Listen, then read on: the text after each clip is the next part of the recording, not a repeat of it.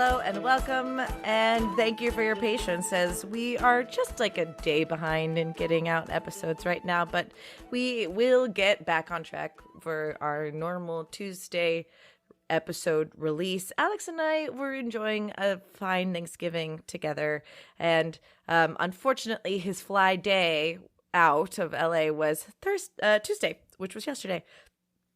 Hi, Alex. Hi, Jess. Hi. I mean, I guess I could have done the podcast without you. You very well could have. I don't want to. I just could have.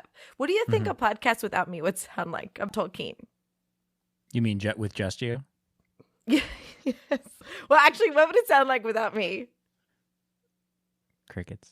Oh, no, you would have so much. Because it would just about. be me talking into the void. I mean, like, what do I have to say that hasn't been said already? You do it when you stream, and you're fantastic and engaging. Well, I'm talking with people who are there. Okay, And I guess that's my point is I don't know if I would want to do and talk about Tolkien if it wasn't with other people, because that's what I enjoy, is like sharing things and getting new perspectives, like about the sanitary conditions of Smaug's cave. Which we learned a little bit more about upon the reading. Yeah, so that's the fun in it for me. So a podcast without you would not be a podcast because it wouldn't happen. Well, I'm touched. I hope that wouldn't be the case, because I would like to believe that you would find the passion, even if I didn't exist, to do it somehow. But I'm touched by that. Thank you. Welcome. And I am like a engine that steam powers the whole thing sometimes, but we do it together. Yeah, totally. Well, and you inspired me to want to do this. Okay, great. Thanks. Without you, it would sound a lot like that. A lot of meandering, an inability to stay on topic, a vague connection between how Tolkien inspired like my 90s outfits somehow, and then really just talk about where I used to shop. Probably didn't, but table that idea. Tolkien fashion episode. There's definitely a way to do Hobbit chic for sure. Oh yeah, 100%. Oh, yeah. I'm like, that's a good autumnal outfit too. Yeah, we just missed the boat from the Grey Havens on that one. Okay, and now this week we are, as promised, doing our little deep dive, our little Alex Jess review on the actual book, The Hobbit. Alex and I talked about Rankin Bass's The Hobbit. Last week we gave you the actual history leading up to the first and second editions of The Hobbit, and Alex and I have recently completed rereading The Hobbit together. So today we're just, it's not like there are different questions that have arisen for me. Obviously the Rankin Bass changes the story a little bit, and there's way more detail when it comes to the Hobbit book itself, and a couple things that I'm like, why didn't that get changed or whatever? Yeah, especially there were definitely moments when you were reading it where you were like, wait a minute, what? Totally. So I look forward to getting into those. And as do I. And in general, I think the thing that I'm finding I'm coming up against is that it is a children's book, and I didn't know that. And now I can't walk away from that. Now I can't forget it, especially while we're reading it. Yes. Tonally, there are big differences. I think the main one being Tolkien's little asides to the reader, directly addressing the reader, which are fun and lighthearted, but very different in tone to the somewhat more seriousness in terms of the prose of the Lord of the Rings. But even still, I think what also I think the asides are jarring, disjointed from the other ways he storytells in the trilogy.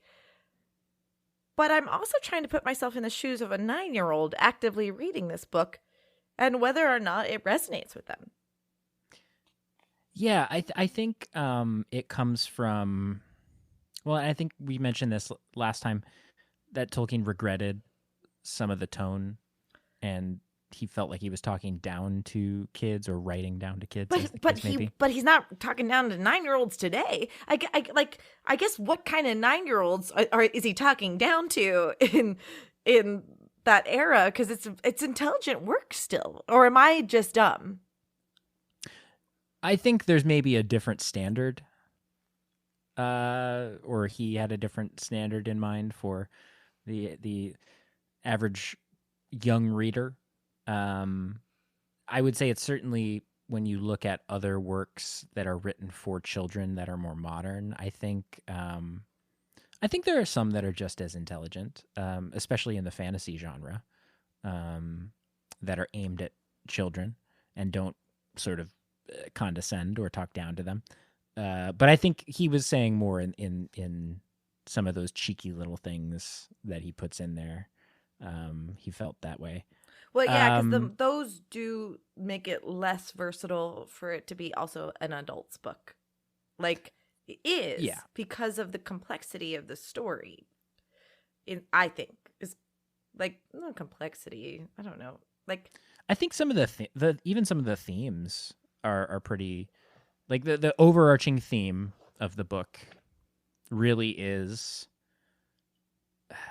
Bilbo being reluctant to go on an adventure, facing hardships and challenges, and being uncomfortable compared to his normal way of life, and then changing throughout the course of the book and becoming the hero that he never thought he was capable of being, and saving his friends, and then returning home and finding it all changed for him, because he's different now.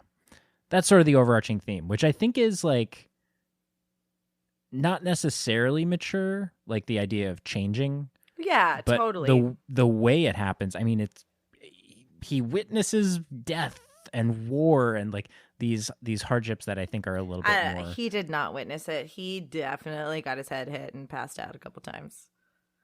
Before that he sees death and battle and goblin blood spilt on rocks. He doesn't see the climax, true.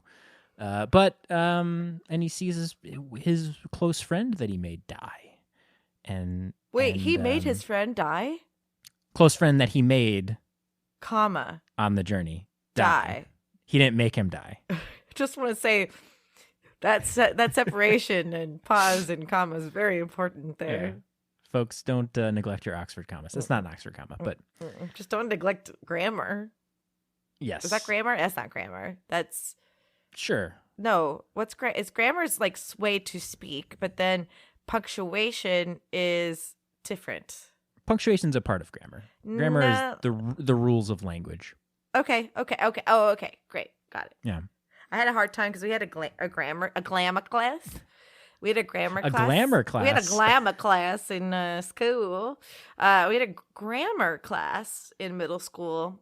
Circa the same time, maybe the year before, I read the Hobbit before Tolkien. I'm clearly ready to do this podcast. You're Bilbo at the beginning of his journey. Hildo Badildy Baggins. What were we gonna say? What's our bungo corner when we bungled something? Oh yeah, the bungo corner. The bungo corner. But we had a grammar class. And we had a literature class, and I had a hard time differentiating the two, even though they were very different. Hold on. I just didn't understand how grammar was different from literature, because grammar served literature. Sure. So and it would make sense why I didn't retain much of it. You're like, we already have the literature class. Why do I need? It was just odd for me. I'm like, the fact that there were two word-driven subjects were hard for me to it was hard for me to wrap my head around. Sure. It would be like geography, and I can't think of a correct analogy. But you know what? Because I did literature, I learned what an analogy is. Or like history and politics, right? If you're taking a class on politics, inherently you're going to be using history as a lens through which to view things. Wait, like you're learning. So okay, that's a good comparison. Let me extrapolate further. Social studies understanding the government and other governments, and then taking political history.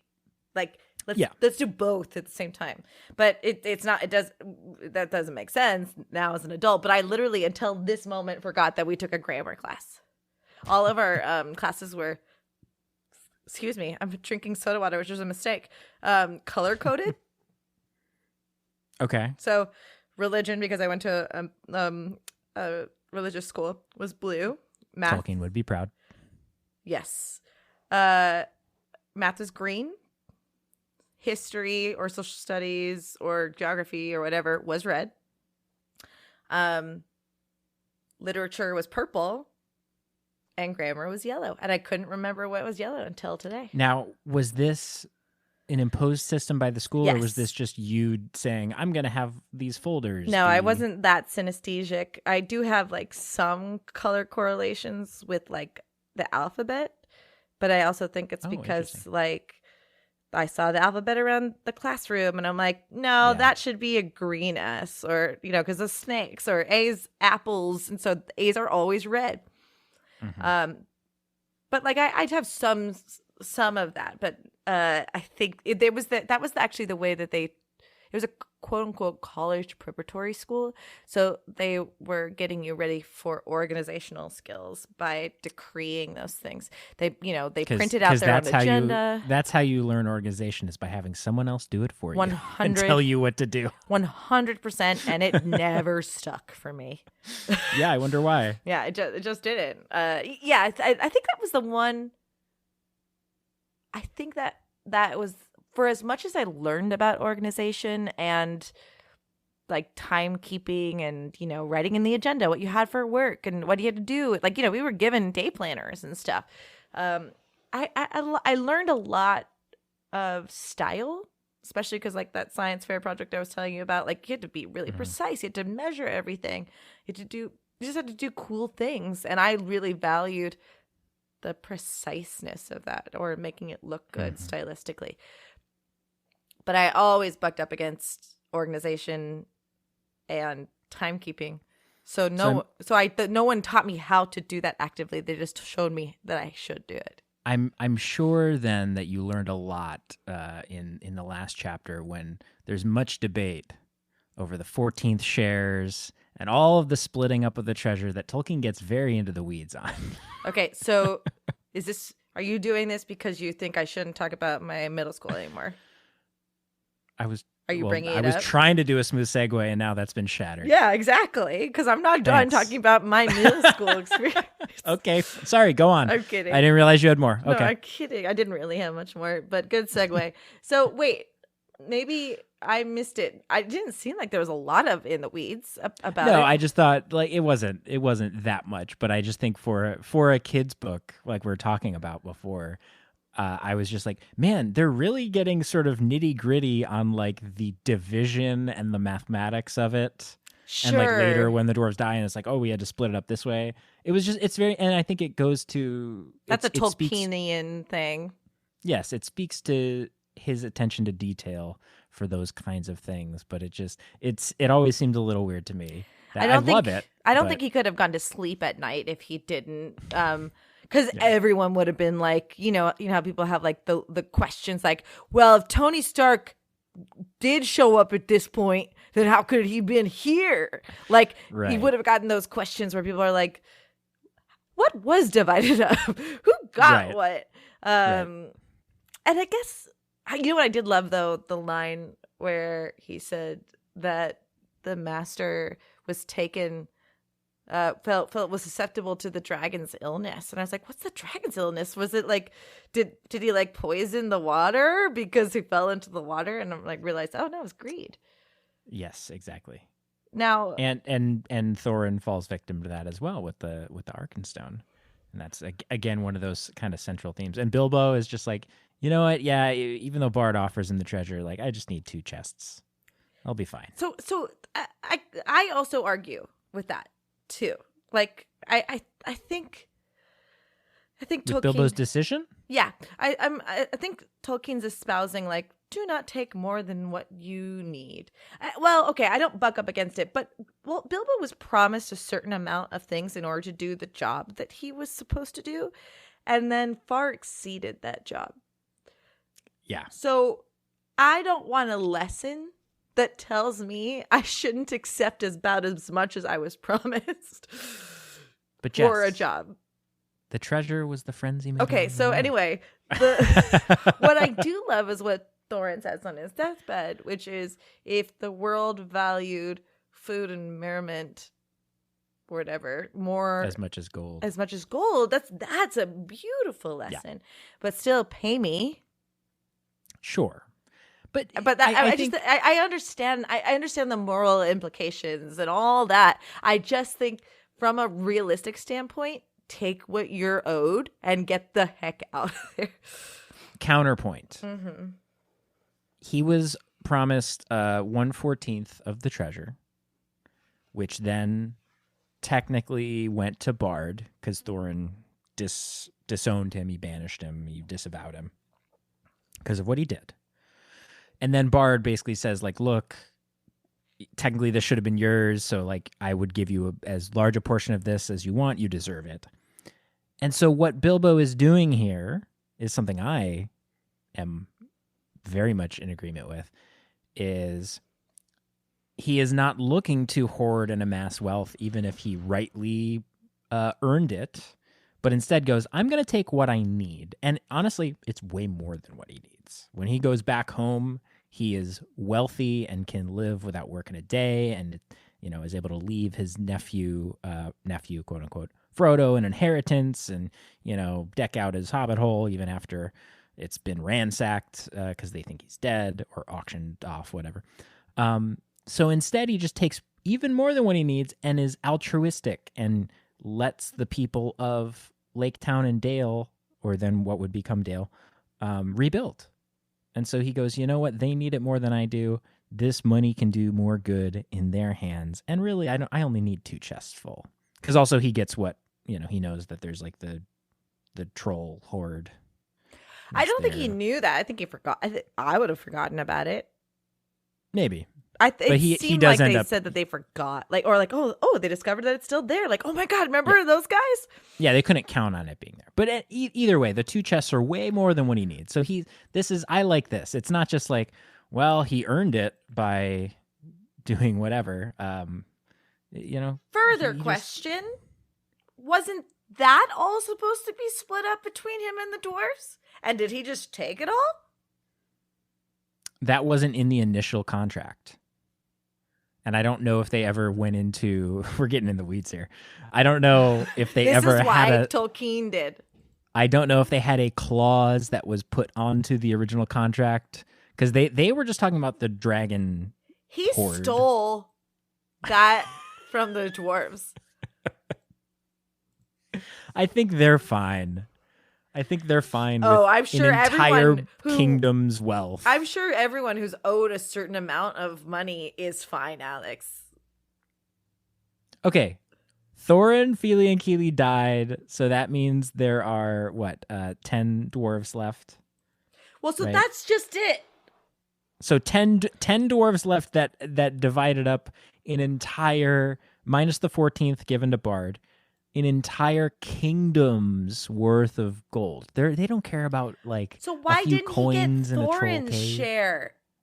What? Why didn't he get Thorin's share? So there was money. Because Thorin where did Thorin terminated share? the Where deal. did Kili go? Where did Fili go?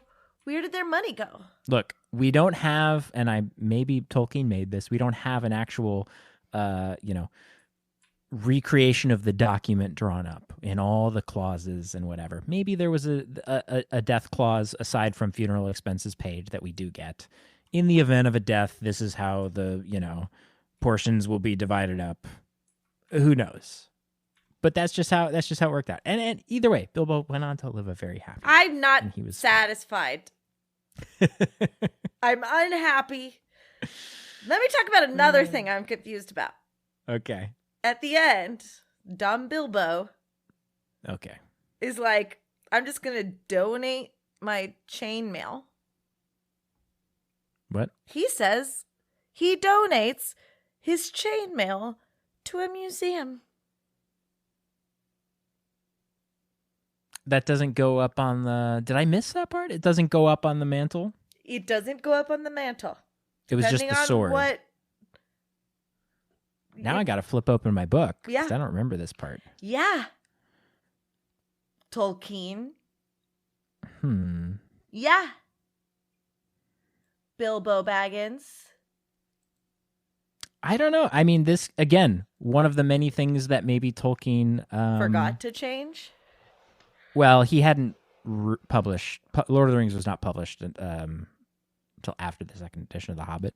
So, yeah, I don't know. Maybe he got it back from the museum. Because that's... When he... That's weird. Yeah. That's not...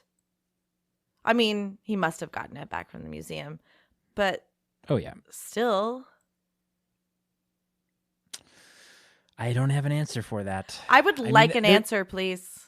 There's definitely, and that's one thing we can talk about is like some of the minor inconsistencies between The Hobbit and The Lord of the Rings in terms of the world, like the stone giants, right? Right. Why do we never see those kind of creatures again? Well, and the birds. Talking birds just never show up again besides the eagles. That we see.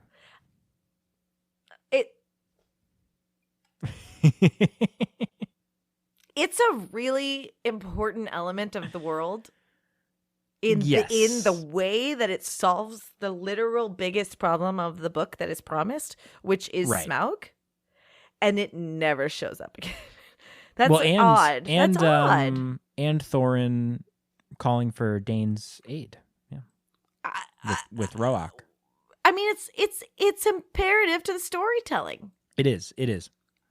Yeah, I mean, this is one of those elements that I think he just sort of went, whatever. Yeah.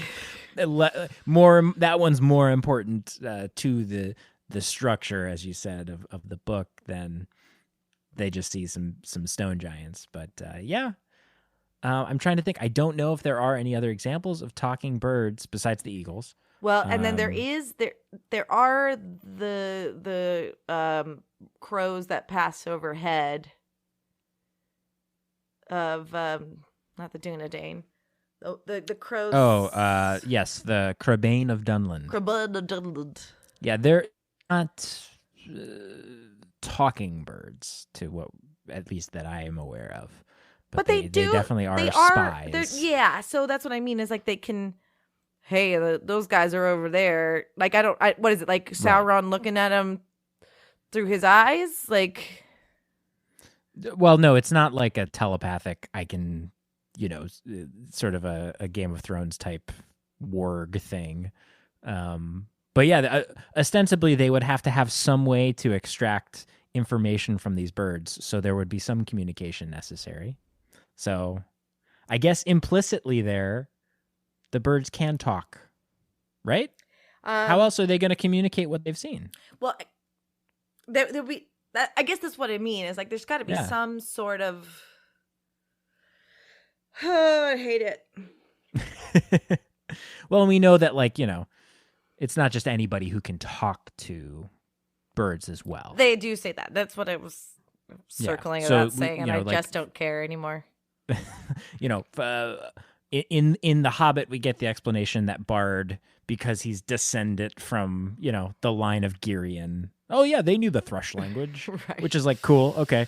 And then in Lord of the Rings, I guess, wizards can talk to them and maybe other powerful beings. It's just not everybody can talk to birds. Except for apparently the race of the crows that can just talk to Thorin and anybody. Right. So yeah, who can speak in their language? Yeah, they just speak. Who can live to 300? Yeah, they're long lived. Roak's old. Roak's real old. Bird. He's real old, and that was a fun voice to do. Mm-hmm. When I was reading to you. let's just talk. Forget the story. You were such an excellent narrator. Really? Oh my I think so. goodness. It is a delight. Really, you say you just want to hear me go on. You have such a lovely voice. And you speak so smoothly, and you don't get tripped up with your words, and you go slowly. Excuse me, all this bubble. You speak slowly and with intention and verve, and then you like want to do fun, distinct. Your Thorin and your Gandalf was pretty close, but distinct. Yeah. Yeah, Gandalf's a little gruffer, and it helps that a lot of the stuff, Gandalf's gone, and so then when Thorin's talking, you're not confused. Yes. Like, wait, which one? There's a couple of conversations they have towards the beginning and together that I was like, ugh. I think they were probably more distinct then because they change as I read. But that was one of the things that this brings me to a point that I think is like probably one of the weakest points of this book. Okay. Is the dwarfs. Interesting. Hot take from Alexander Mitchell. No, this is a stale, old, cold take, but I agree with it. Thorin is definitely distinct. He's the leader. We know him. And then like Balin talks with Bilbo, and we get like the comic relief from Bomber. So we kind of get a read on Bomber. Sure. But like all the other dwarves, well, aside, okay, Fili and Kili are distinct, but we don't really get an idea of who they are as a unit. We don't really get an idea of who they are aside from they're the youngest and they always have to go out and do stuff. And that's why they die. Where it's like, well, yes and no, because they're like the closest relations to Thorin, too. They're like his nephews, I think. Well, I guess I mean, yes, of course, but also because they're the ones that we know distinctly well enough, them dying also matter a little bit to us. Right. But we never get an idea of who they are, like, as characters. No. So that to me, that was always like, and when the reason, it was always a weak point in the story is that... Do we have time to learn about those fools? Well, yes, exactly. And that's... I don't think we have the time. And that's the problem is why... I get why you want to have this huge band of dwarves. But it's... And well, why don't get why you want to have this huge band of dwarves if you're not going to be able to... It's a fantastical, weird, quirky element, and you get the fun scene where they're all entering one after one after one for the unexpected party. But when I was reading this aloud, it was when one of those other indistinct dwarfs had a line. I was just like, wait, what do I do for this? Right. And then then I would just default to kind of a generic dwarf voice. But then there's also moments where he just has the dwarf speak as a unit. So it's even Tolkien acknowledging it doesn't even matter who's saying it. It's just all the dwarves because they're all kind of indistinguishable. Can you right now, if you wanted to, list off their names? Oh, let's see. Thorin, Fili, Kili, Balin, Dwalin, Bifur, Okay. Bomber, Boffer, Okay. Nori, Ori, Dory, Okay. and then Glowin and Owen. Oh my goodness, folks. Mic drop. Don't drop the mic. We still have a little bit more to do. That's sick. Good job. Yeah, well, Well, yeah. Nothing off my shoulder. You just got to remember the like there's Dwalin and Balin, and then Fili and Kili. Like they all kind of are grouped together. So you remember the kind of groups of the names. And then Thorin, but he's, off on his own. I don't like Thorin. Is that a hot take? I mean, he's kind of... He's not a likable character. He's not really a likable character until the end when he kind of redeems himself. He's gruff. He's long-winded and kind of annoying. And he doesn't appreciate Bilbo really until, until it's too late. And then when Bilbo again tries to help him, maybe not in the best way, he sort of ends that friendship and then rekindles it after he's on his deathbed. He's not the most likable, and he's just very concerned with getting his treasure back, and he's pretty greedy. I guess he's not also the protagonist of the story. Not at all. Well, not at all. I guess like I just assume because he's the master of it, like he's such a main player that he would be like a decent guy at least. But I think he's not a bad guy. He just sucks. He's not a bad guy, but yeah, he's not the best guy. I mean, yeah, his motivations are really revenge and greed. So, say what you will. Like, that's not really someone you're like, yeah, right. Like, I like this guy, Right. Sure, maybe he's in the right, but yeah, I don't think he's likable. No. So, where does this book stand in, like, does this book help you like Tolkien more? Or is it just like, I could do without it? Or... It's nice to revisit every once in a while. It's not one I go to often. Mm-hmm. It's been a while since I've reread it, since this last time with you. I think because it is just not as rich and dense in terms of the world building, I don't necessarily go to it. But it is sort of the thing that started it all. So it's interesting to reread and see, in some ways, kind of they're not really the prototypical versions of some of these things because Tolkien had already written these stories that he would later connect to The Hobbit. Well, and you mean Silmarillion, but he hadn't done The Lord of the Rings yet. Correct. Did he have Anatar? Did he a have version Sauron? of a version of And was there a ring? No, I don't believe I don't know. I'm not an expert on the chronology of when he wrote what. So I think probably some idea or version of the ring story, the Rings of Power stuff, maybe existed at the time of the writing of The Hobbit, or maybe that came later, and that's... I would imagine that it already existed, and then he just was able to connect the magic ring in The Hobbit to the Rings of Power. But I'm not sure. I don't know for certain, again, the timeline of when he wrote what.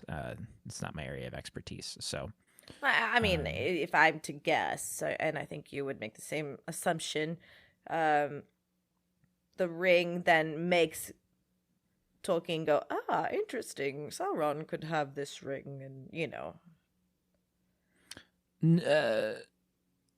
the ring in The Hobbit, you mean? Uh-huh. Yeah, I think he just found a way to connect them all, I guess is my point. Yeah, I think the idea of the ruling ring and the lesser rings was already a thing. But the idea of the ring that Gollum had being the One Ring didn't exist until he was like, oh, I can like marry these two things together. I think it's too obvious. How could he not know that was the same ring? He literally didn't, and that's why he had to rewrite The Hobbit and do the second edition. So this guy really has got something about rings. I mean, it's a iconic thing in fantasy stories. It's not a unique idea. A ring? Yeah. Is common? Like magic jewelry and relics and stuff, yeah. All right. I mean, maybe not rings specifically. You're doing a lot of apologizing for... yeah, I'm a Tolkien apologist. Sorry. Yeah. The man can do no wrong. But yeah, I don't. That's why I don't often come back to The Hobbit personally, because I like. There's just so much other stuff out there I don't know as well, and I've read The Hobbit I read it so many times as a kid that I'm like, let me go read like Baron and Luthien again. Let me go read these other stories that I really want to absorb and digest and are much richer, I find. And again, written with a more mature audience in mind, so they're more appealing to me. Well, I can't wait to listen to you read me Baron and Luthien. Oh yeah. Yeah. It's going to be great. And when we'll have to, because we didn't really touch on it in our previous episode, so we'll have to do episodes on that and other additional Silmarillion tales, I think, that we haven't covered yet. Right, and right now we're focused on The Hobbit, and we'll do the Hobbit movies. We're going to have a special guest to do the Hobbit movies with us, so stay tuned. And I think it was the right thing to do, which is to go back to. I wanted to go back to this book also, and then in order to then do the trilogy, which I was looking more forward to. What were the things that you didn't, the things that you didn't remember that most surprised you, or like you were like, oh, what? Because I know it had been a while since you'd read it, and you were saying there were some things you had not just retained. Right. I think I totally forgot about the Wood Elves' involvement and them being imprisoned. I totally forgot about that. That's one of my favorite sections of the book. It's good. It's good. And Bjorn Beowulf. I think I remembered some of it. I feel like he does the same thing as Tom Bombadil. You know? Yeah, a little bit. He's got a Tom Bombadil-ish thing going on. Yeah, they're coming from this dangerous thing, and it's a moment of respite for them. Honey and milk and stuff. So some similars. Giving them ponies and, so that and... But they're not nearly as good as Fatty Lumpkin. Let's be real. But he didn't give them Fatty Lumpkin. True. Well, because Fatty Lumpkin is different. In their own individual being. They can do it. Fatty Lumpkin be doing Fatty Lumpkin things, and these ponies of Bjorn's are like, they're my babies. Yeah, probably. Also, at the end, they're like, the Bjorn line went to go on and be, and change into bears. Who's he having sex with? I mean, he does. Who's he pulling out there at the edge of Mirkwood? Look, who's walking by after crossing the Misty Mountains? The animals that he tends to love him. No, thank you. So, I forgot all that. And I obviously didn't retain how the story was told. This is something I was realizing as we were reading. We did the Fellowship of the Rings first, and then came back to this. Is that he really does get through everything in a chapter, and I know this is how normally people write, is sections. That's why there's chapters. But I'm used to chapters like ending a thought and then maybe continuing in the same room, or like maybe, I guess what I'm trying to say is there's so many different events that could have been spread out into several chapters onto their own. But every chapter pretty much is reliably its own event. And the pacing is quick. It's so quick. And I do not I remember it being long and in depth. And again, that probably plays into the fact. It's probably contributed to the fact that I hadn't read very much of this ilk at that age, up until that age. Yeah, when you're a kid, you're reading one of those chapters and you're like, this is taking me so long. This is so dense. I have earned my master's in reading and grammar. And then as an adult, you're like, oh, I read that in like 5 minutes. Yeah, it just cooks in a whole different way. And that's something fun about that too. But it hit different. So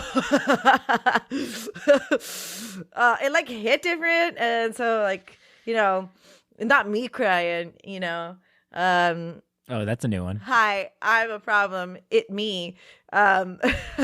Wait, not me crying? Is that?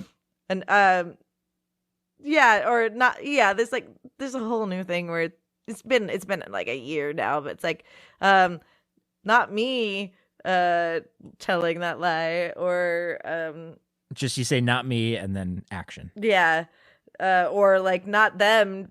Look, yeah, it's not me is a thing, and I don't like it at all. Not me stealing the Arkenstone. 100%. That's like your Instagram.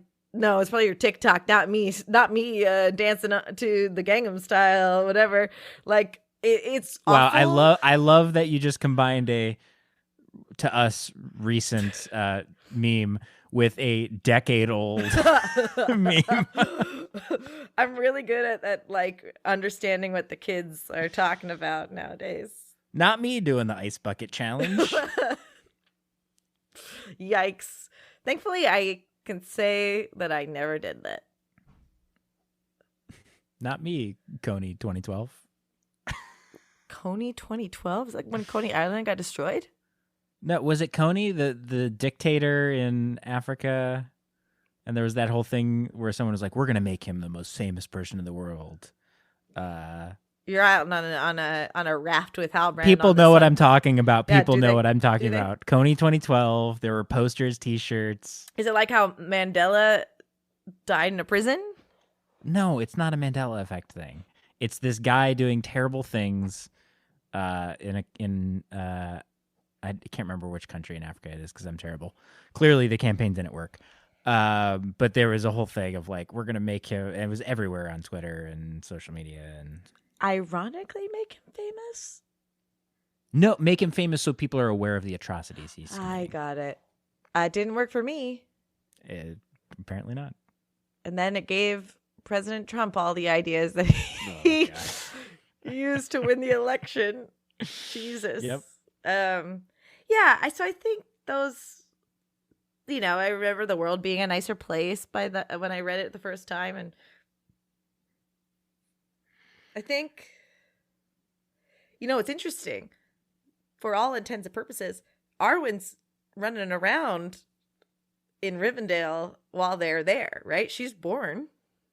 Yeah. What's she doing? Aragorn's there. What's Aragorn doing? Combing her hair? I don't know. Like, what are they doing? Not existing yet. Okay. The one thing we do get later, we get explanation of a lot of things, but at the end we get the in Rivendell, funnily enough, Gandalf's explanation of where he was, casting out the necromancer, and that is expounded upon later in appendices and the Tale of Years and the Tale of Third Age and stuff about what the White Council was doing. So that's the one thing before, because I do want to get into that, because I remember you've made mention about this before. But he says he went to the Council of White Wizards, but there's only 6. So there's the Blue Wizards, there's Radagast, there's Sauron, and there's Gandalf. And Gandalf is not a white. 5. There's 17 Blue Wizards. Mm-hmm. What is he talking about? It's what becomes the White Council. In see. Tolkien's mind when he was writing it, I'm assuming there was like 1,700 wizards. Just wizard was like, it's just a profession, right? You study magic and you're a wizard, and you go and Wizard Con is a thing, and you go meet all the other wizards and like hang out and compare spells and like, oh, you use Eye of Newt in that potion and whatever. No, keep on going. You use this kind of wood in your staff? I should try what that. Kind of wood? I need to get a few. You. Maple's Eye. Maybe I'll try oak next time. A nice hardwood, maybe a rosewood. Oh, is rosewood hard particularly? It's very hard, yeah. Oh, okay. So yeah, they go and do trade secrets and stuff, and then they get together, and there's a council of white wizards, right? So yeah, in his mind, that's what that was when he wrote it, and then he went, but if I'm making the necromancer Sauron, and also wizards are not just everywhere, and it's like a thing, they're special in a different way, then he reconceptualized what that meant, and it became the White Council with only 2 wizards on it. So Yeah. So it is Sauron. Do they know? Oh, the that? necromancer. Yeah. Do they know that at the time? What does the appendices say? No. Okay, got it. I don't believe so. They just know there's like an evil brewing. And then when they confront him, they know. Gotcha. So how do they confront him? What happens? Tell me everything. They just go and cast him out, and so it's that easy? I mean, it's no. Sauron. He's not at full power. But he's in a physical form. No. What? He's a spirit. How did they cast him out? Magic. Who's he necromancing? He's the reason that Mirkwood is all, and like that's like a base of operations for the ring wraiths and stuff. So it's just kind of a stronghold he has up north, or further north. So he wasn't physically formed yet. No. But they knew that he was like traipsing. Is this potentially where Sauron first begins to get corrupted by the ideals of Sauron? No. That happened like separate. So like the thing about Saruman is, we're getting a little in the weeds here, but it wasn't as if Sauron was, whispering in Saruman's ear and going, "Join me," like a Palpatine to Anakin figure, right? Right. Saruman was corrupted by the promise of power and the idea of the One Ring and possessing it, if that makes sense. Because he was I the thought master. You said that he saw that this wasn't, that it was futile to sort of beat Sauron. That's eventually the realization that he kind of comes to and is justified by his desire for power. But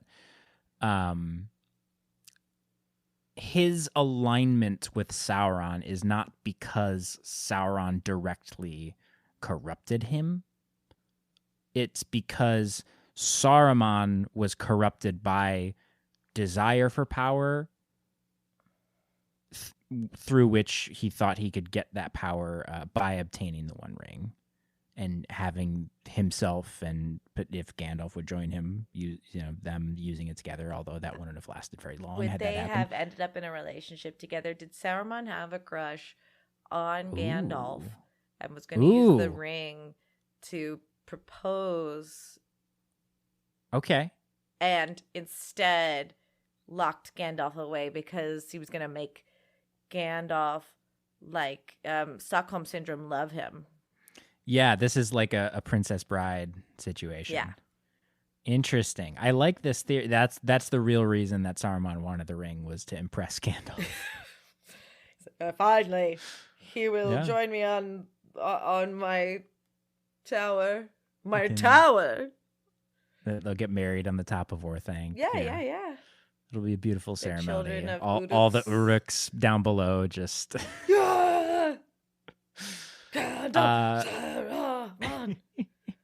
What's their ship name? Gandalf? No, Garumon's a Digimon, so it can't be that. I didn't say Garamon. I said Gandalf. Oh, Gandalmon. I said Garamon. Gandalmon. Saurolf? No, Sauramolf. Because if you do Saurolf, that's Sauron. Yeah, I like Saramolf. Saramolf. Yeah, it sounds like a drink that's gone sour. Oh, it's a Saramolf whiskey. Saramolf whiskey. Oh, Saramolf whiskey. Let's do it. There's already so many fantasy themed like beers and spirits. Let's do it. Sounds great. Yeah. Saramolf shake. Tell everyone the name of the restaurant that we passed in the city of Orange.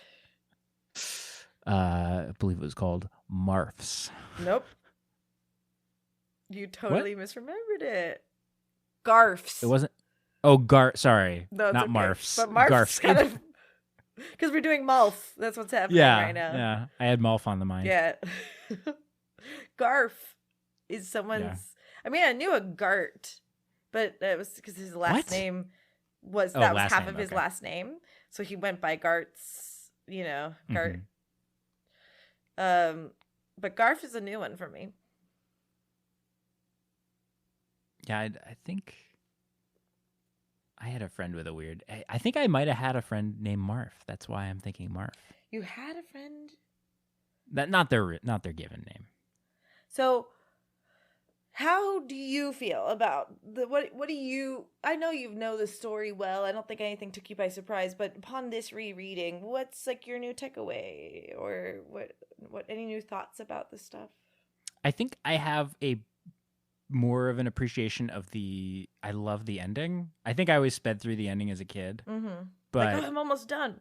Yeah. But I just like in rereading it, like taking my time with the ending,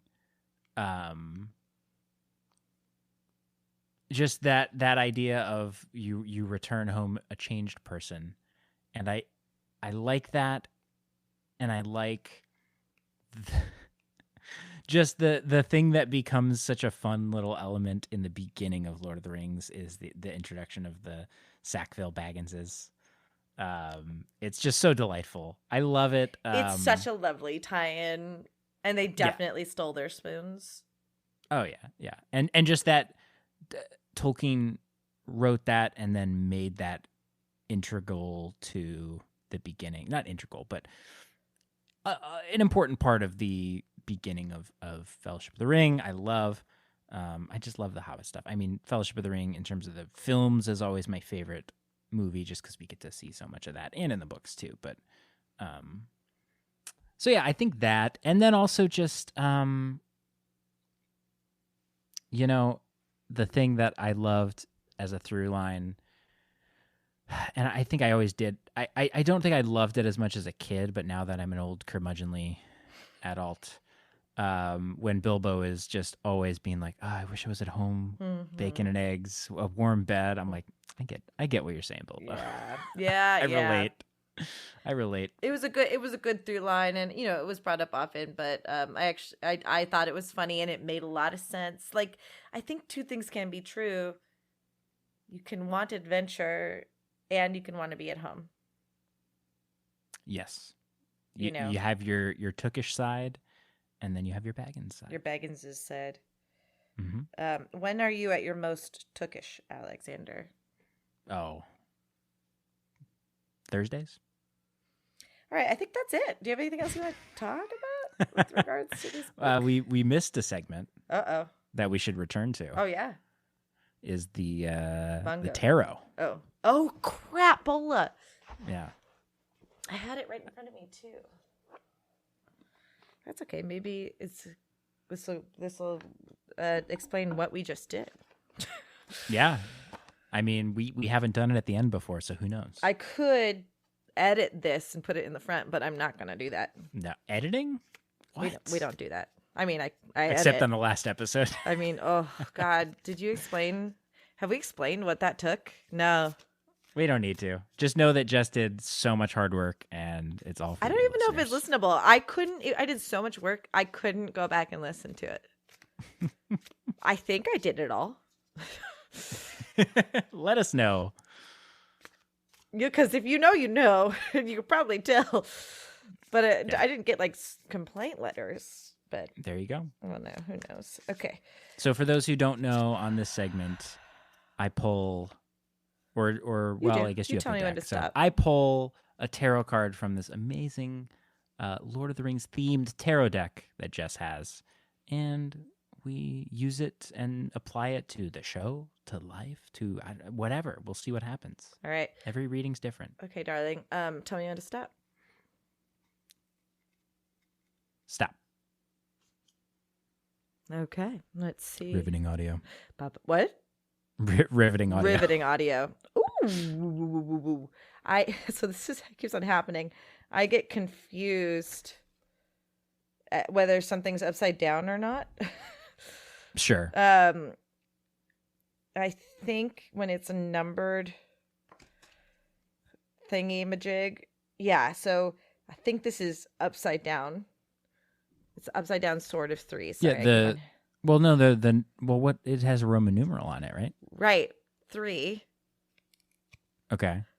And I think the Roman numerals are on the bottom. Yeah. no, I don't believe so. That's why I was confused before. Really? Okay, we'll Oh, check are the other they? cards. Well, yeah, the other things. No, because so this is why it's confusing. So like the cups, Yeah. that's all the cups are facing upward. But And it's on top. Yeah, but then the Is page it different of wands, on every card? It's a little confusing. That's weird. The page of wands it's on the bottom. Maybe for the arcana they're on the bottom, and for the minor, right? Because then they're on top. Right. Just check the guide. Does it show you the art? It not for the non-major arcana ones. So with like the staffs, the Roman numerals on the top, the swords, if they're to be believed, are also on the top. So I think that is reversed. So it was inverted. You're inverted. That's reversed. Swords. Now, are these 3 swords in fact Sting, Glamdring, and Orcrist? No, they don't look like it. Oh, okay. Well, I mean, they just look like that would have been 2 on theme. short swords and 1 long sword. Okay.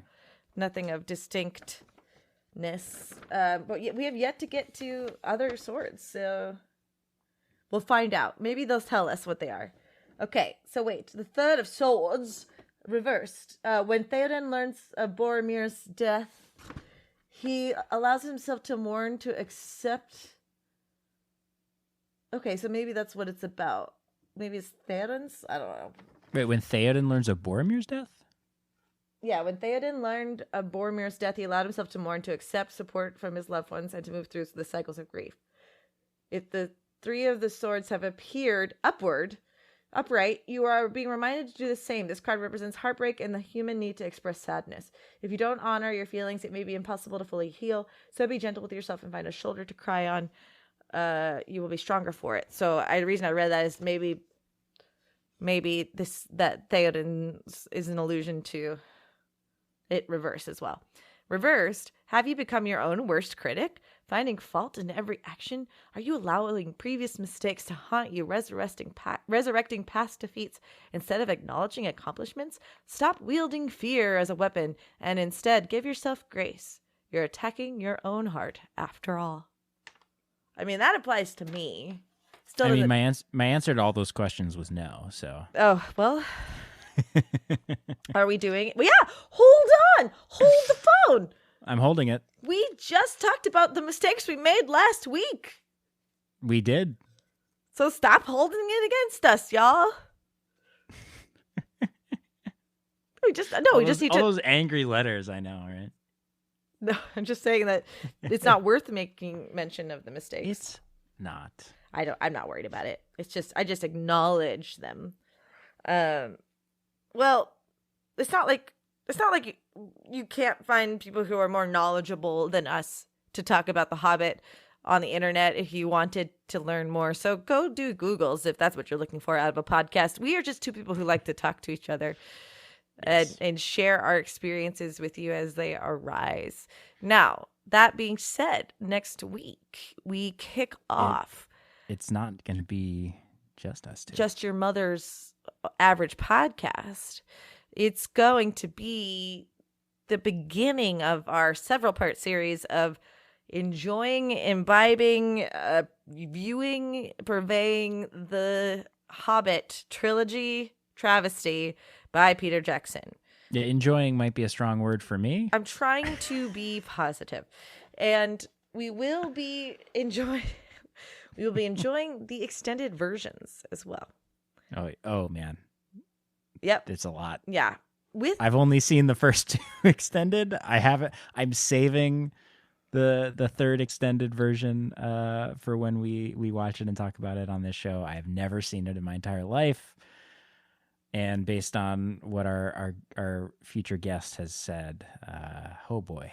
Well, I mean, the theatrical cut is already, well, we'll talk about it. There's a lot, there's so much. And so we're just going to let ourselves luxuriate in this period of our podcast with our special guest. We'll tell you who he is when he's on the show. So How's that for a teaser? be on the edge of your seats, folks. Alex, what's the different ways our friends can engage with us? They can go follow us on Twitter at Pod of the Rings. They can email us at podcastoftherings@gmail.com. They can go to patreon.com/Pod of the Rings if they want to support financially. Just throw in $1, $2, $3, whatever you want. There's multiple tiers there with different rewards. Still no one has claimed the unique t-shirt. We'd love to see that happen. They can also just go to podcastoftherings.com and see all of our stuff there, or go to Instagram, POTR pod on Instagram for all the dank Lord of the Rings memes. Great. Yeah, you look at me sideways when I do dip, and you say dank. What dank memes? Yeah, your kids saying that? You're adorable. You can do no wrong. Well, Alex, thank you for going on this unexpected journey with me here and back again. We've done the there, and then the back again is going to be this next series of film adventures with the Hobbit. It's going to be great. It's going to be great. All right, I'll see you next week. And may our roads meet again. Oh, wait. Hold on. I'll see you next week. And until then, may our roads meet again. There we go. Bye. Bye.